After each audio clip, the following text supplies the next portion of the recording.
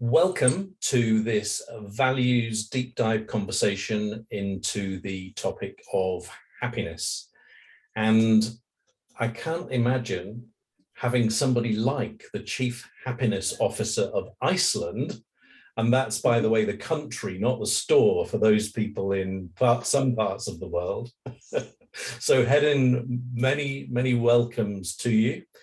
And today what we're going to do is, first I'm going to set the scene and describe, well, together we're going to describe the ValuesJam vibe. Then Hedin is going to introduce us to the topic of happiness. And then we're going to have the ValuesJam, which I think you both are aware. We don't know where that's going to go, and it'll be interesting to see where. Now, just before we started the recording, we were talking about the terrible events in Ukraine and the fact that for many people, perhaps happiness is not on the top of their minds. And so today we're going to be just holding that in our minds as well. And it'll be interesting to see what comes out in terms of our experience of the news and current events and how that might have meant that we have taken a different view of what happiness means to us. But that will unfold as we go. So I'm just going to share my screen, and what we're going to do is, obviously that's where we are today, the Happiness ValuesJam. And this next slide is a capture of some statements that really summarize how we like ValuesJams to be. And to just help to absorb this, what we're going to do is take in turn to read one of the statements, and we'll work our way through them. So I think there's about 17. So Kim, would you like to start and then head in, maybe start at the top left and work across and then back to the left and see where we go so we don't get too mixed up. Okay. We shape our judgments and assumptions with the spirit of being in the same band. We treat people as they would like to be treated.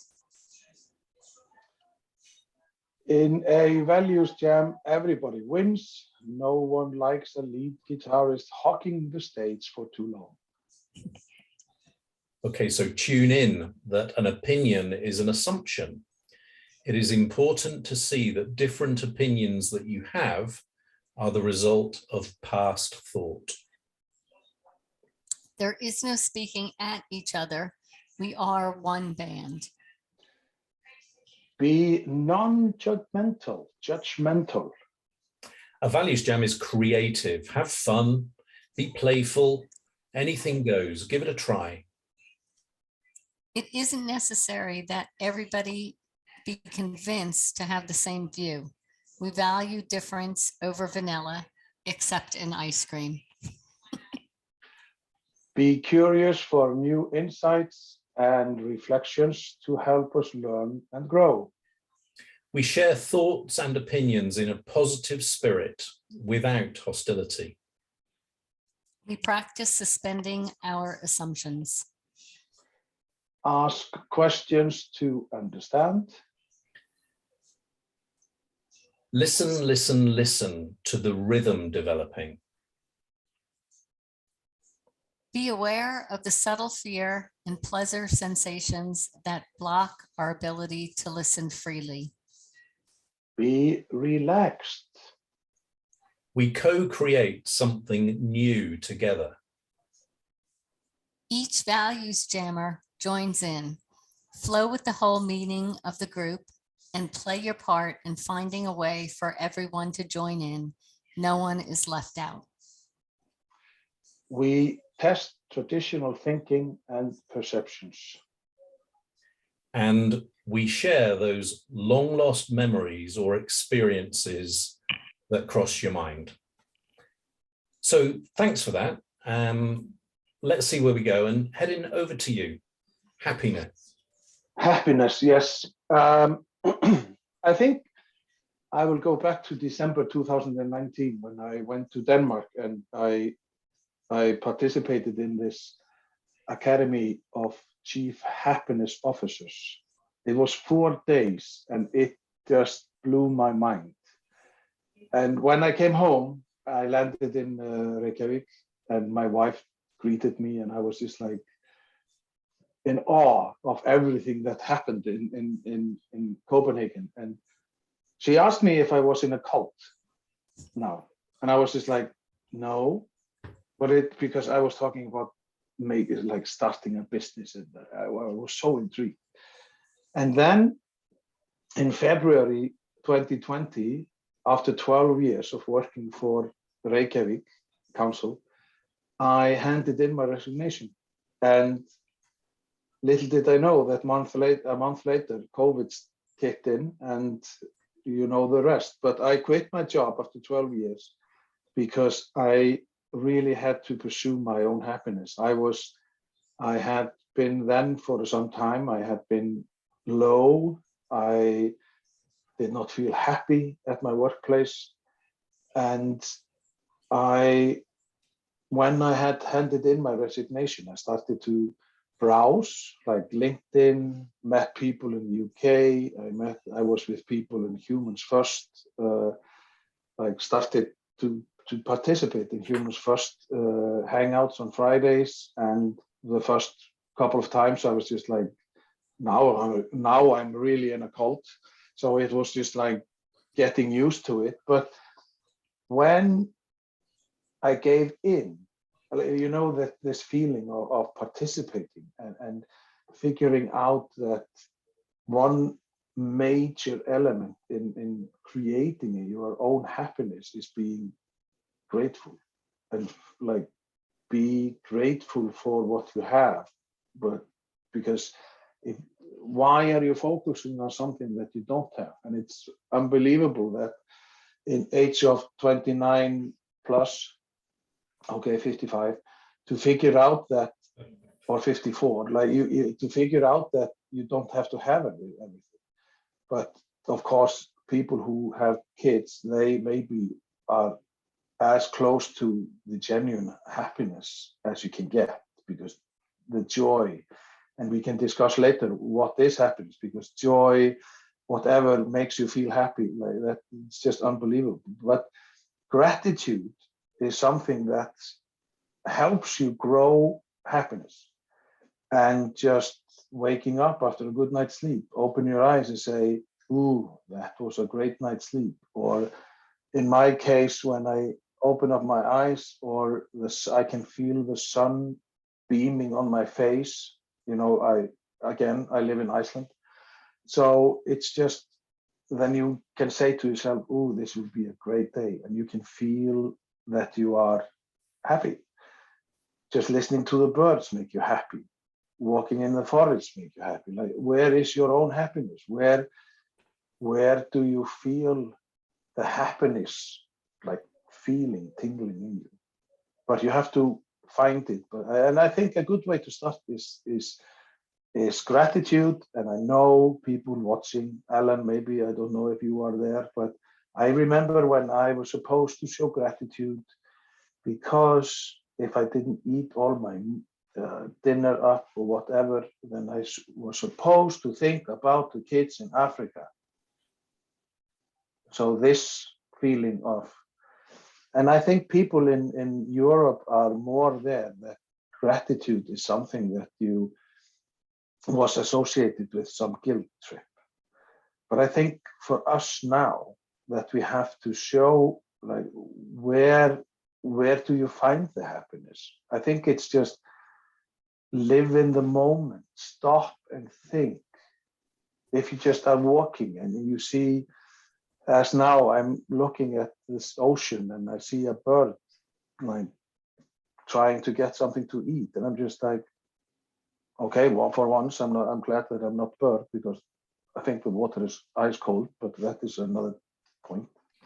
You know, like, it's just like allow yourself to just stop and breathe. Take in what is happening around you. I know the crisis in Ukraine it's a horrible affair, and I wish the Tsar of Russia, like, he could go wherever he could go, but I feel for people of Russia also, because they are also trapped. I feel for the people in Ukraine, but it doesn't take the value for me, the happiness value, that I also have to live. I have to live and be happy for my kids. I have to live and be happy for my wife. And I have to live and be happy for myself. And I hope that people can see, it is not, I feel for the people of Ukraine. And if I could, I would do anything. But my only thing is that I just can send nice thoughts, and hope that this will end soon, because no one should ever have to go through this, what they are going through, and especially the kids. Yeah. Thank you, Hedin, for that. And it's an interesting contrast, isn't it, that you've just opened with, because we're talking about the topic of happiness tonight with this Values Jam, and yet against a backdrop of horror.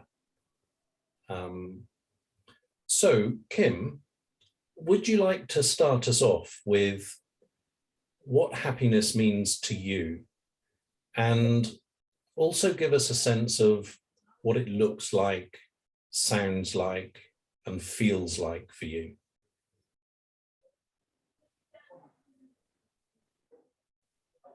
So I think for me, it feels like peace. And interesting, Hedden, because you were just talking about, this happiness with the background of horror that we're seeing now, it seems daily, with Ukraine. And, for me, that happiness is peace. And, well, our peace has been disrupted, but thinking about all the people in the middle of it and what their peace or lack thereof is. And, how to feel that gratitude that we've actually put ourselves in a world where we can't actually help them. We can't actually do the things that the proverbial we, West, Europe, US, we are so hamstrung by what we've done in the world up to this point that we can't even go in and help to stop it. And that really, in my mind, that peace is no longer there, not only for them, but for me either, thinking about it. So I guess what happiness is to me is feeling peace. Mm-hmm. or having peace of mind.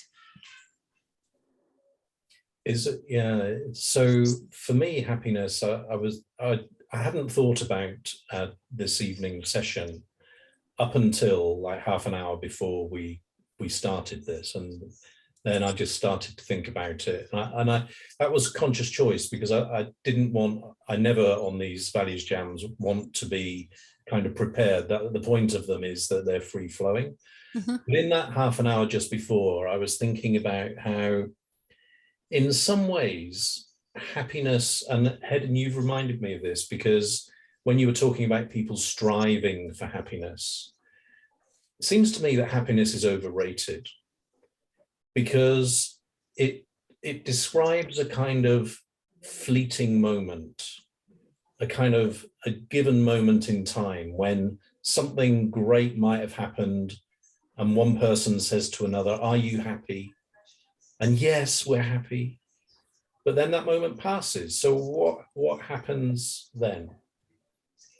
And Kim, you mentioned Ukraine, and it reminded me again of, on the news, I think it was last night, or it might have been the day before, there was a picture of a parent with their child, and their child putting the head on the snowman in their situation. And he had a big smile on his face, this child.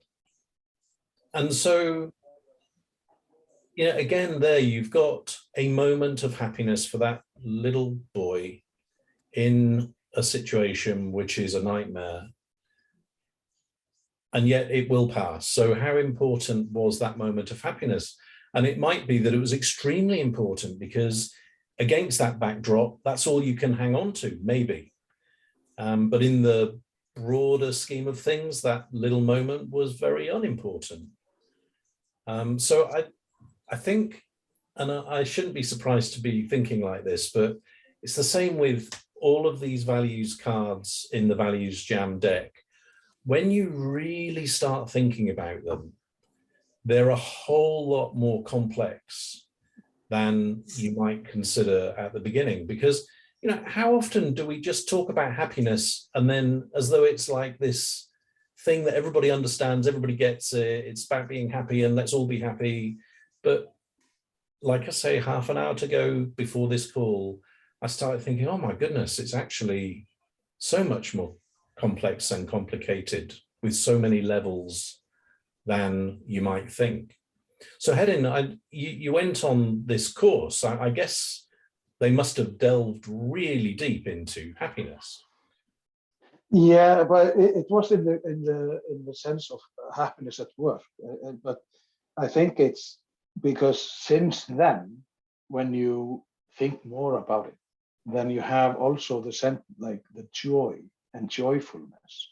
Joy is maybe something that is more within, that you are joyful, but happiness is more of, like, so as you say, something momentary, passing by. But I think as when I got home and I was thinking about happiness at work and how to present it to my people, or to the Icelandic people, I realized that we have, I think, 10 or 15 words over happiness. And happiness, like for Kim, it's peace within. For me, it's just, I want to, in that, maybe it's right what you're saying, Alan, that as I was talking about the bird and taking the moment, that you are taking it in and you feel the happiness of being alive. Or because as when Kim started to talk about the peace within, and of course the situation in Ukraine is, in the old days, our grandparents, they did this, they pointed fingers, and the teaching was that why should you have this sense of happiness if there were other people somewhere else who suffered?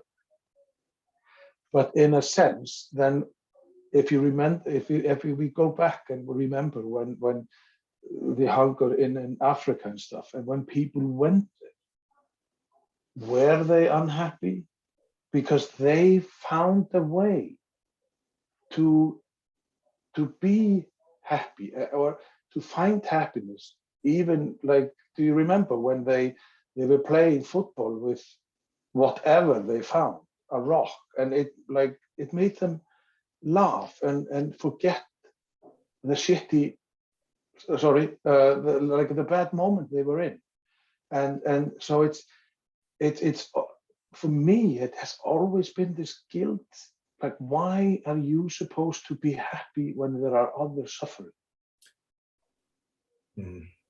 So it's because I know that, but I have, my sense for Ukraine is they are so close to us. Why are we not talking about Syria?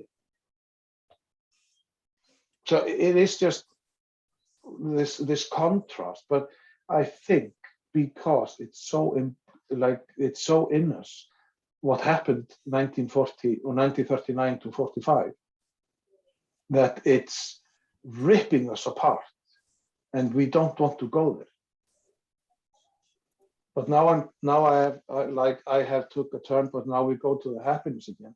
And I want to feel free to have this peace within, as Kim mentioned, and just tell myself how lucky I'm alive. Because in a sense, when I was growing up, I didn't necessarily want to be here because my father was a alcoholic.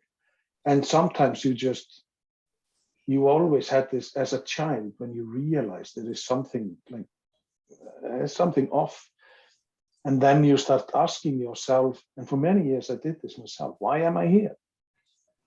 And then gradually, and as I am working, because I'm sitting here at the restaurant where I'm working, and my happiness, my joyfulness, my inner, like it is when people come here and I give them an extraordinary experience. And I try to make them feel good, which again makes me feel good. So it's just like this bouncing off without having this notion of I'm just looking at the old people now. Sorry, old people. Because it is, happiness is something that you can, many people will say, how can I be happy when there are so many things in the world? But some things are not in our reach. And that's it. It was, remember, Dirty Dancing. This is my space, this is your space. And then you like, we can't do everything, and we have to be in peace. Like, I love this, Kim. I love this being like, have the peace within. But I guess for some people, it's not that.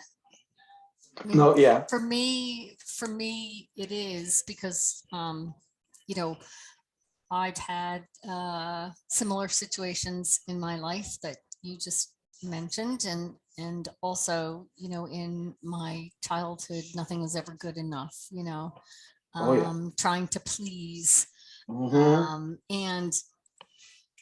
and sometimes you have to walk away from that and have the peace within yourself to just say, ignoring it, just ignoring it. And you know what? I'm happy ignoring it. And I'm happy because I'm not letting it get to me. And that is peace of mind. But other people who haven't had those types of experiences, they may have a completely different definition of happiness. Although, Alan, to pick up what you were saying in terms of the fleetingness, and then Hedden, what you were, you know, saying about the children playing football and being happy, you know, getting on with it, making their own happiness. I think that that's part of it, is that it is fleeting. So, you know, every minute of the day, you're not going to be happy or not be happy. It is going to be fleeting. And, you know, maybe that's what happiness is all about, is about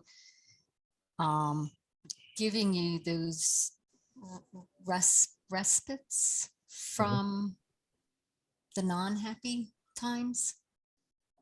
That's an interesting perspective, Kim, because I was just thinking the opposite, actually. I was just thinking that isn't it more about, and it goes a little bit back to what Hedin was saying about looking at the bird, trying to get something to eat. Is it not more about noticing and appreciating that sort of thing? So again, just before I came on the call, I just went upstairs. When I moved into this house, it had a partially converted loft. And so I did it properly. And it's a fantastic room. It's quite a big room. It's got windows both sides. One overlooks the city of London and the other overlooks some trees. And just when I walked up, I smiled, and I just felt happy, because that room is full of light at that time of the day and first thing in the morning. It's just a brilliant room. Now, it's just a room. So, you know, why is that making me feel any happiness whatsoever? But I think that the thing is, I think perhaps many people don't realize that it's for them to define their happiness, not somebody else. Yeah. That is just about it. Like, it's always, okay, 2001, I get my twins, and I you know, when you have this feeling, you look at them and just, did I make them? Are those kids mine? And did we truly make this? Like you holding them and stuff, and now they are 21, and you are, as a parent, you are always eager to help them to find, or maybe do stuff that you want them to avoid the stuff that you did. But then again, you have to also step back and let them make some mistakes. Yeah. And me, as because it started for can you hear me still? Yeah. For me, it started when I went at this course in Denmark. It was just how you appreciate another human being and happiness at work. Why is it? You want to be appreciated because you have a skill, you have skills, you have trained, you have gone to university or whatever, like why you are there. And if there are some boss who treats you like, okay, it's toxic, then why are you doing it to yourself? Yeah. To be there. Why are you not just, oh, I need to go out. Because if it makes you miserable, and also if you talk, because people, they say, okay, as bad as it is when parents, they go apart, but sometimes kids realize, even though the parents are in like on the other side, they can feel the kids that, oh, my mother and father, they are more happy than they were together, but it has nothing to do with me. Yeah. And that is also upon like that, because if you can show them that, and I know that parents say to them, it's not because of you, but the kids don't believe it, but then they can feel it. And then life goes on. And it's just, because you matter. You have to find a way to be, and if you are miserable, then okay, maybe people take advantage of you, but you have something to give, and maybe that is. I remember people who were always smiling, and I thought they were on something. Like they must have taken something, because they were always smiling and they were always like happy. I'm not talking about that we go along and we will just skip and be happy and smiling, and we're like you will say, because life is like a roller coaster. That is nothing to do, but you have to figure out a way, as in my former job, that you left the problems from home at the door when you walked in. Because why was it the colleagues? It was not the colleagues' problem that you had a row with your wife. It's just like you have to choose, even though it's hard, you have to choose to find the feeling of something to give. Because if I hear at the restaurant, when guests come and say, oh, you get something to eat, like, how do you think people would go? They would just leave. I would not bring them any happiness, because it's an experience. It's enjoy, like you have to enjoy. And if I am not showing that I am enjoying their company, I'm happy that they are here always, because Iceland is a small country and we are always like, hey, people come to us. You know, like, am I making sense? You are, and you've just, there's a contrast that you've just highlighted for me, because you know, when you talked about when people are at work and they're miserable at work, why do they do that to themselves?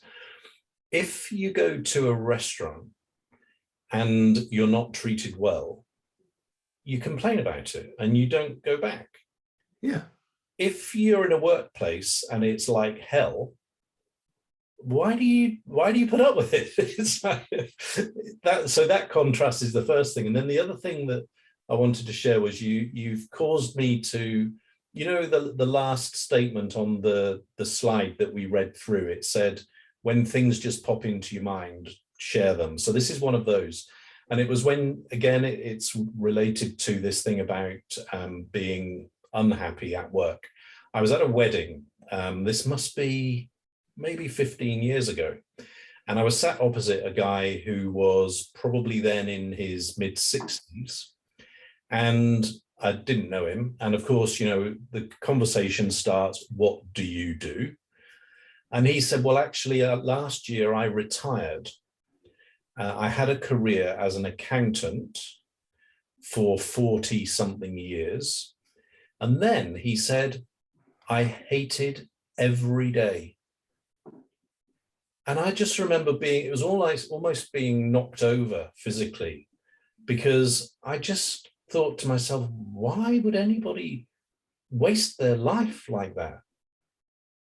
So, you know, this thing about happiness, on the one hand, we strive for it, but then on the other hand, we don't make difficult choices and we put up with it, unhappiness.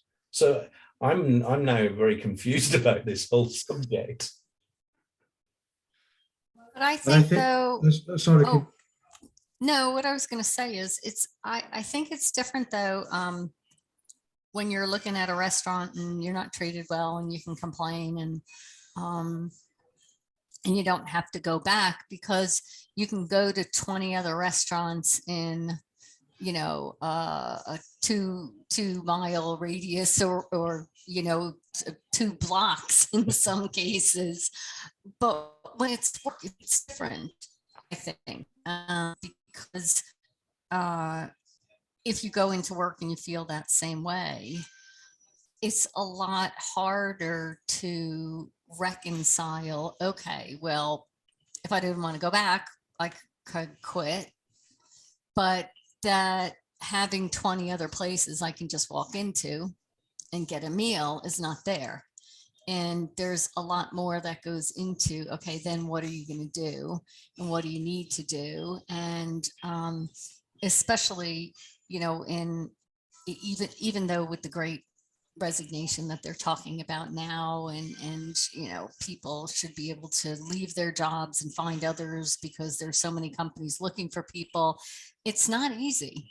And you know, it's a tougher decision than just finding that other restaurant that you feel comfortable. And I think the fact that you bring so much of yourself and your joy and your wanting to please people in your role, not everybody has the same value that you have, because I think that's part of people's value systems too, is that you sound like you're definitely a people pleaser, and that gives you joy, where I think some people wouldn't find that same joy in doing that. And I think about the inequity in our society today, and look at all the roles that really should be paid a lot more. Carers, you know, people who were on the front lines of the pandemic. And you know, you look at a pandemic and you think, oh, 2 years of this has to mean that people will get it and things will change. And they don't, because I'm sure that, you know, there's a lot of opportunities if you want to be a care worker, but I don't think you're going to be making any more money than you made before the pandemic, despite the fact that they were the most critical and important people in society. But I think regarding this, because I think we are at the age where we would maybe not, okay, I did it. I remember when I handed in my resignation, because in 2017, I wanted to quit, but I didn't dare, because I was so afraid, because I like, where would I go? Who would hire a 50 some plus, like, who has been at the same time, like for 10 or years in the same place. But when I handed in my resignation, it was like the fog lifted, and I was just like, yeah, I can do this. I can do podcast. I can do, like, and there was so much. I think sometimes we are so driven by fear, and when we let go of that fear, and as in for COVID, what COVID, I think the positive thing of COVID, if you can talk about something positive with COVID, is that, like this gentleman you were talking about, Ellen, that people, they don't want this. There is more to life than working 60 hours a week, doing stuff that they don't like. They want to experience stuff. They want to feel and be happy. And I think it's, when you realize these things and you dare and you overcome the fear, as I did. Okay, I had my support of my wife. Like, I would never have done it without my wife. No, you understand? Like, when you let go of the fear, and I saw possibilities instead of, like, it was only like my horizon that it opened. It just, I opened it up, and the funnel, like it, my tunnel vision just changed. And I think, yeah, you're right. Maybe I'm a people's pleaser. I have always been that. But okay, I hope that I always I try to read people, but sometimes I'm not good at it. But I think it's just to have this experience that you matter also. Mm-hmm. That people have something to give. And I'm a curious person. I have always been. When I was young, my parents always said, "Why are you so curious? This is nothing to do with you. Why are you asking this?" But I think people interest me, and I find it fascinating that, where are you from? Why are you here? Why are you visiting, like, this tiny little town of Grundarfjörður, which have 850 inhabitants, and we are just in the middle of North Atlantic, like, and you get something from it, and it's just so. If I wouldn't care, what feeling would you get? Like, it's just. But then I'm just happy if you say hi to me.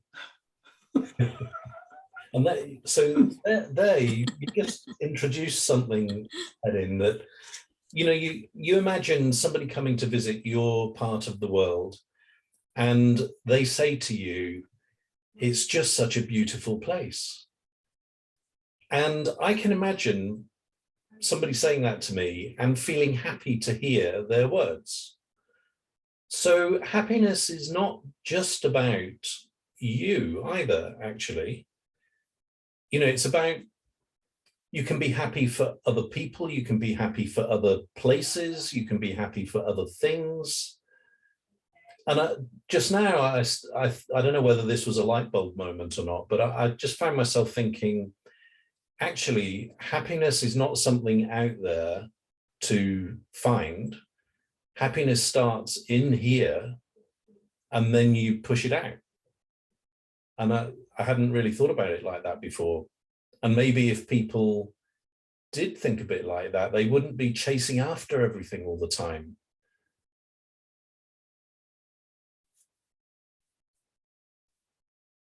Well, they always say something else will not make you happy. You can only make yourself happy. Mm-hmm. So it has to start within. But I think that in some cases, we have to learn what it's going to take for us to get to that part and to get to that point. And it's great, Hedden, that you had, mentioned that in 2017 you weren't ready to quit, but then you got to the point in your life that you were able to understand all the things that needed to go into it to allow you to do that.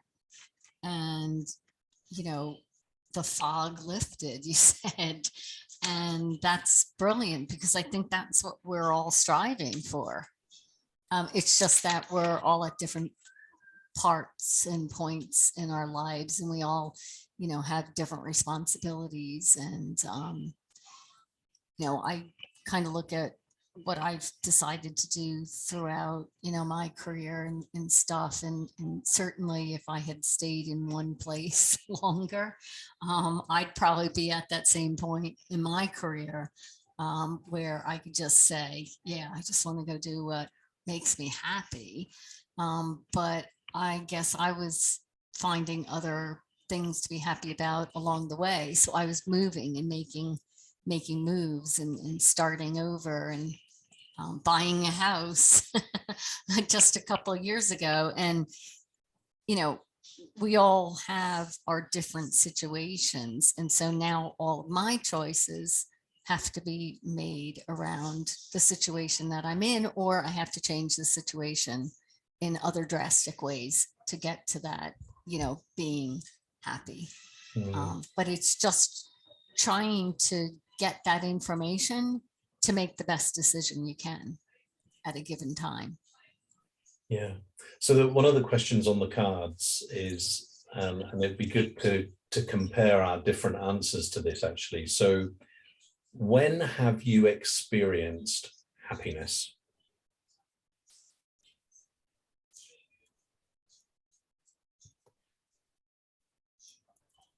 For me, I have mentioned it. It was just this. The twins? Oh yes, because it took us 5 years to get there, because we had to have assistance, and the process of, you are getting kids. Yes, you could maybe get 3 kids, and I was just like, then at that night when I told my wife, are we sure that we have, because then my brain was always like, it was just like computer says, no, 3 kids, are you killing, what is happening?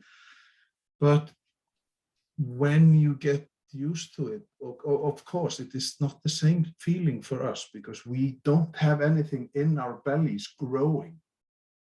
And when all of a sudden you have these tiny things in your hands, and you just like,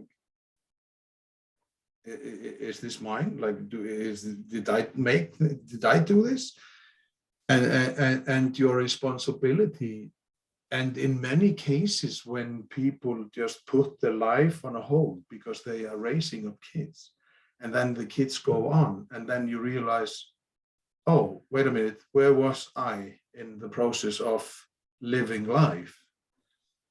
So I think, because if I compare it, okay, that is my happiest. But of course, when I got my degree, and there are some moments, but I often wonders about my mother and father, who were born in 1925 and 1929, and they probably met. And then my mother got pregnant of my sister, and then the fate was sealed. And they were of a generation where you did not separate because of. And when my father, he turned 70, and at his birthday, people asked, are you like a picture, and he sat down in the sofa, and he was there with all the flowers and stuff. And then somebody said, how is it, are you not going to be with him on the photo, wife, like my mother? And she sat down on the edge of the sofa, and people had to no, closer and closer, and she had to be moved. The other people had to move her, in a sense. And then they said, kiss him. And me, my brother and sister, we stood there together, and I just felt the embarrassment. And I had never seen my parents kiss. And I was 36 at that time. And I was just like, what the? But I remember the feeling, because my siblings, they had not seen it. So, and you don't want to make that mistake. I didn't know if I was welcome in this world or not, but I told my wife, each morning when my kids go to school, I will tell them, I love you, have a great day. And when they got home and when they got into bed, I told them, good night, have a nice sleep, I love you. Because you never know what will happen. And I did not want to make them question my love for them, and my joy, my happiness of having them. And then hopefully they will do the same, because this is something I did not get from my, I know they loved me, but they didn't show, as when I met my wife and I met my parents-in-law, I was just like, oh, are there different versions of parents? Yeah. You know, it's just like, oh.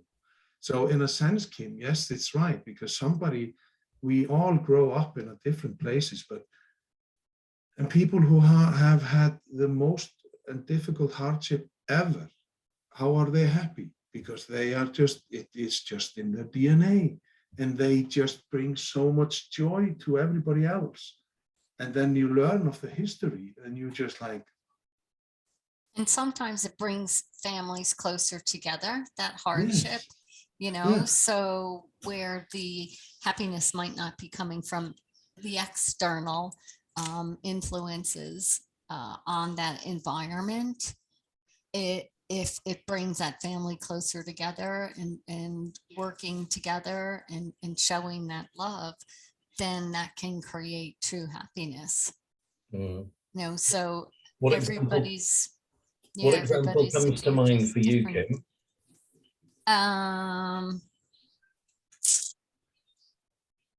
don't know, because there's many different examples, but I'll give you one about the office upstairs, right? So I was really not wanting to sell this bed because I picked it out before moving here, loved it. It was an ottoman, wooden bed that they don't make anymore at this place, so I got it, and I could have put it in storage, but I said, you know what? No, I'm not going to do that. I have other things in storage. Let me go ahead and sell it.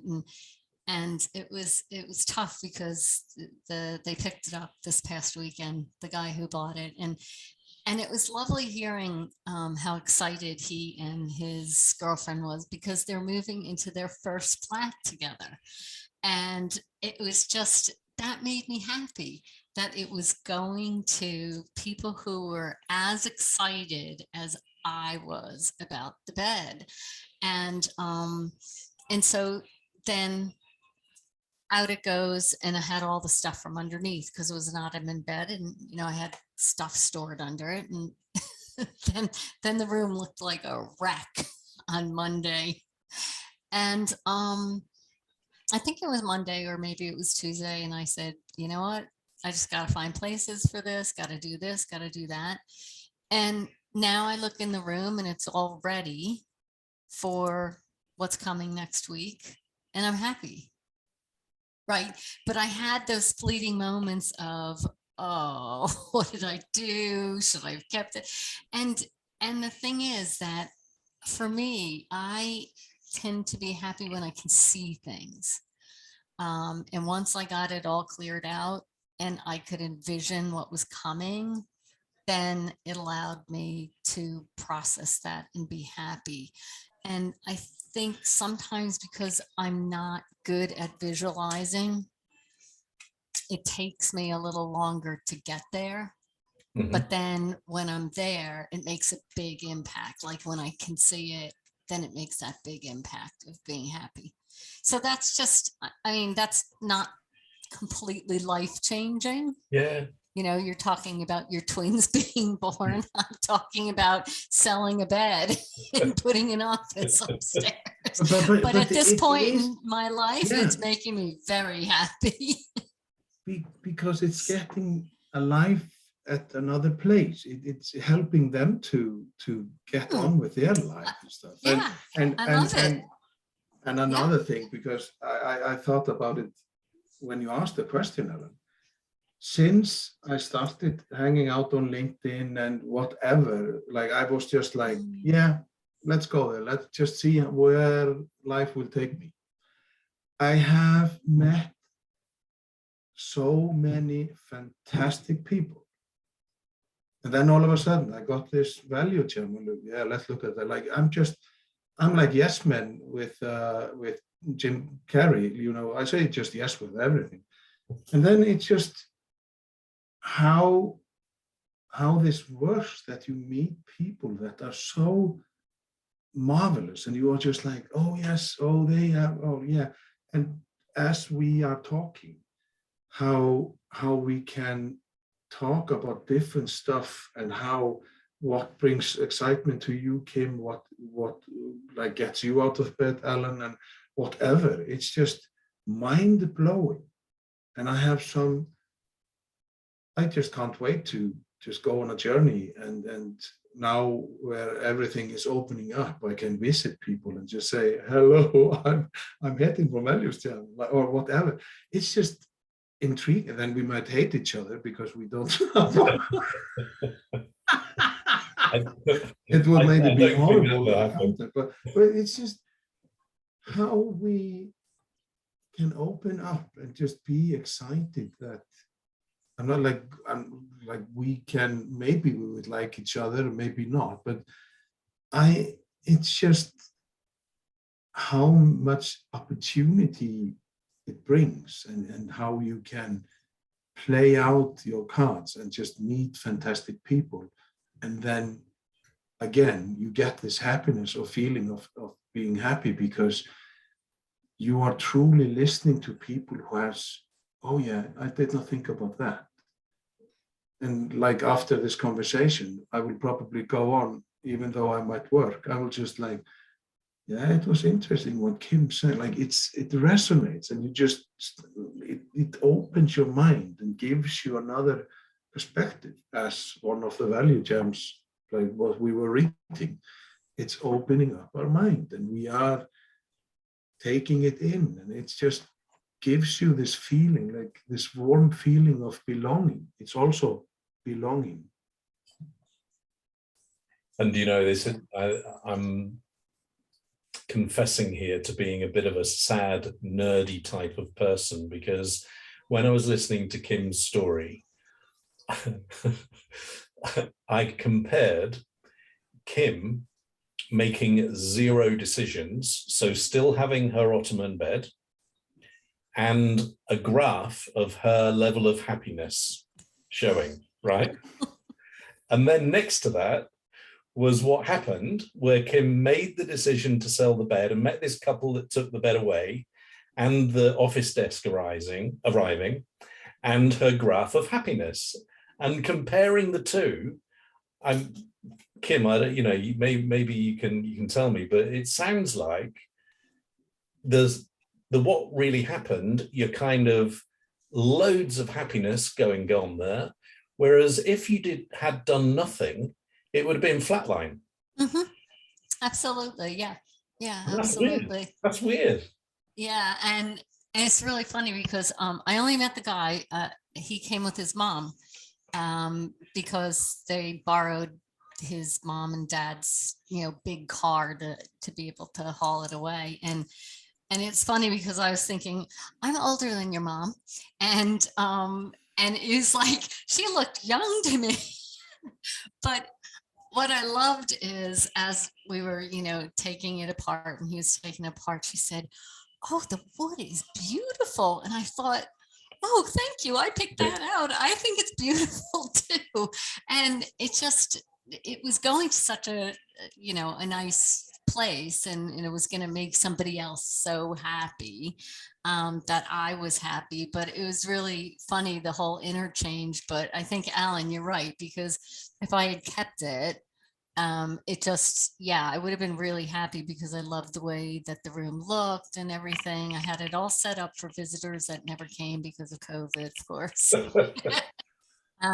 But then, recognizing the needs that I have are different than, a couple years ago. And yeah, I think if you ask me next week after Wednesday, and once I get settled in there, I think, that graph will definitely be on the higher, level. My example is a very selfish one, and I'm wondering what is behind it actually. So I failed my driving test twice, and so I took it for the 3rd time. So how old was I? I was around about 21, 22, something like that. And apart from my Spanish GCSE exam at school, I was a high achiever. I did well at sport, did well academically, was used to getting things done and being able to do things really, really well.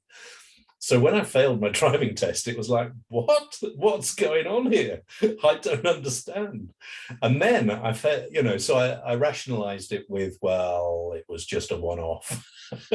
So then I failed again. And then it was 2 off. Yeah, that's right. So the third time, I remember this very clearly. The guy, we stopped and the guy said, right, I just want to take you through a few things. And then he said, and you've passed. And the sense of relief and elation. And I remember saying to him, I could hug you and kiss you, but I won't. But I felt that emotional about it. Now, the reason I said I'm wondering what drove that. I was reading recently this piece around chimpanzees, and chimpanzees, when something bad happens, they show their teeth. And I just found myself thinking about how, particularly when somebody smiles, but it's not a real smile, what's that about? And I found myself thinking about the relationship between happiness and sadness, or even more extremes, fear and failure. And I kind of wondered whether happiness was just the relief of not failing. That was all it was, So in that example of my driving test, the reason I thought I was happy is because I'd avoided the disgrace of failing a third time. So that relationship between happiness and fear is quite an interesting one. But Alan, isn't that an external one? Because if you had failed the third time, what would your friends say? Yeah, they would probably put you in a bin or something. Like they would just think that you were just out. No, I think it's all. I think it's more of, as you are saying, it is the fear of what is outside, the judgment outside. Because as I applaud your feeling, Kim, for the bed and the happiness of seeing the guy who is extremely happy for the bed and stuff. But I can't emphasize enough that stuff is not the way. Like you have to take a moment and really figure out what is it that makes sense. Like, because, okay, a candy bar can make you happy in that sense and in that moment, but it doesn't give you satisfaction for a week. So it's sometimes you have to, we may not confuse it with buying stuff, but I know, Kim, And I think you're I know right, that your though. office will be. No, but I think you're right, because it's not about the bed or the office. What makes me happy is what it's going to bring to my peace. Yeah. Yes. Ultimately, so it's not, it's I think it was at that point recognizing what it's going to bring me in terms of peace, and having, that space that I can now feel like it is really an office space, which I've needed for quite a while, and so that's really, if I could have done that with that bed still in there and felt like that peace, then that would have been fine. But you're right in terms of, the stuff doesn't make us happy. Yeah. I'm so intrigued what it creates inside of us. Yeah. And sometimes it's hard to put that, Yeah, but I think also that in the sense, I'm so in it. I'm in the situation when the guy comes and he just lifts up when he sees the bed, and at that moment when you realize that you are doing the right like it's the right decision, and you are extending the pet's life. You are authentic, like you had, like you love the pet, but and it makes you happy. And then it goes on, and you are giving the other person. Absolutely. It's just like, as opposed to having it sitting in storage, not making anyone happy. Why are we putting things in storage? Whereas, and it's just like when my parents died.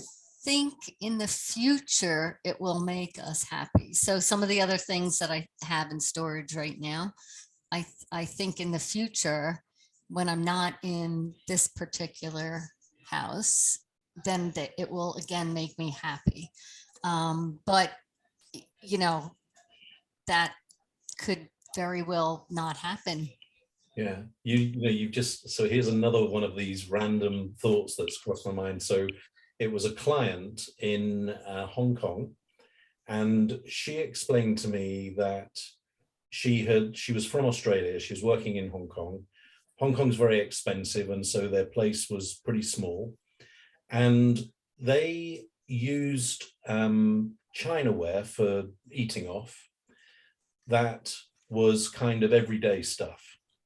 And they had their expensive Chinaware stuff locked away in a cupboard. And she said to me, we'd lived here for something like 6 months. And all of a sudden we had this realization, that we bought this beautiful Chinaware because we loved it so much. And we stretched to, we spent more on it than we should have done and all of this sort of thing, but it's beautiful and we're in love with it. And it's locked in a cupboard. And so they made the choice to get rid of their day-to-day stuff and use the stuff that they really loved every day. And she said it just transformed us because we were getting so much pleasure from this beautiful Chinaware that previously we'd just not been using. So, and the other thing about this conversation, I can feel my happiness level rising from the beginning of this conversation up until now. So it's, I don't know, it's happened a few times with different cards, but today it's happening more than most of the values jams that I'm thinking of. Now, I want to be respectful of time. So we've got 5 minutes to close out. So what I'd like us to do is take just a minute of personal reflection to consider the answer to this question, and then we'll share before we go. So what are you encouraged to do differently about happiness as a result of our conversation today? So just take a few seconds to consider that.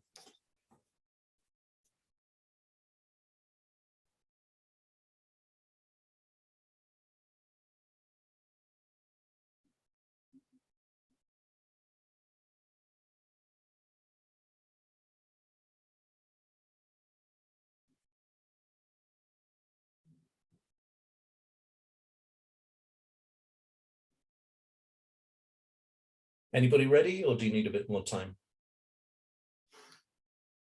Kim, I want you to go first. Oh no, I probably need more time. No, I was thinking in my head, I was gonna tell my mother once again to sell the china that's sitting in the US That's what that you're going to I do. will never use again. Is that what you're going to do? Well, I'm laughing about that because I tell her that often and she won't. Because she thinks because I'll be coming home one day, she has to keep everything I have told her to, get rid of. So I'm not sure if we can allow that one then. Although I did ask her to keep my ice hockey stuff that I used to play with. I don't think I'll ever use that again either. That was my next question. Like, are you going to do that when you're like? You know what, Hedden, it makes me happy to think that I will, as opposed to eating off of the china that it does not make me happy. You were never allowed to use because it was so precious. No, it's because I don't like it. And I didn't bring it with me. No, What's well, yours, Hedin? yeah. I for one, because I have been in this community, like I live elsewhere, so I drive up here every Wednesday or Thursday. Like I drove up here today, and on Tuesday, one of the couples I have learned to, like I have met here, their business place, he is a bus driver and has a bus business, it burned down. And I was just like it was just, then I sat 2 hours away from here, and I felt so helpless because I couldn't do anything for them. And my mate here in the restaurant, he sent me pictures, and I was just like, oh my God. And instead of doing nothing, I decided yesterday morning just to call him and say, like, I feel for you, and how is it? How are you?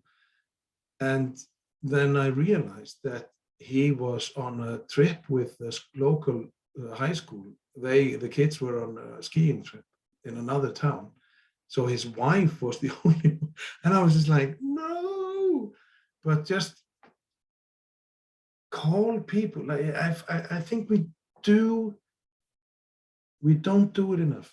Just if we get the notion of, I should call this person, I also do it. You never know if they make the other person happy, because there is something about like, oh, I just thought about you, and I just don't. I get this urge that I just like I have to, and then I call the person who's on my mind, and it's just something. I don't know if maybe I'm psychic. I don't know, but like whatever. But I just act on it. Act on the impulse. Just call the other person. And maybe there's nothing, but then you have done something. It sounds corny, but it isn't. It is not. No, mine's similar to yours, Hedin, because I think I'm generally a happy person. And what this conversation has made me realize is the impact that the positive impact that you can have on other people. And so just by allowing your happiness to come out can help people to be happier themselves. And so I'm just going to remind myself of that now for tomorrow, and then we'll see where we go. So the people that I'm engaged with tomorrow, just watch out. And remember the small things. It don't have to be big. It just, if the birds are singing, That's true. just notice it, and feel alive. Sit with your cup of coffee tomorrow and just, what is happening around you? It's just, as you say, why did you go into your room today and just like smile? It's probably because you own it. It's yours. It's just take a minute and just soak it in. Like, it's just open your eyes. There are so many things around you that are amazing. And I don't know if I should turn my computer and just show people the view that I'm having outside my window here. Yeah, do so that. We can finish off and tell people while you're doing that, Hedin, and actually this fits very well. This fits very well with the view, because what you've just described, I translated into be happy for the moment. And, be happy for that view. So what a great note to end on. So Hedin in Iceland, thank you so much for joining. And Kim, you too. This has made me happy, and I'm going to have a happy evening, and I hope you do too. Yes, me too. Thank And you. it was so lovely seeing both of you again in a matter of what, a week and a half? Yeah. Yeah. So All right, very bye good. for now. Priceless.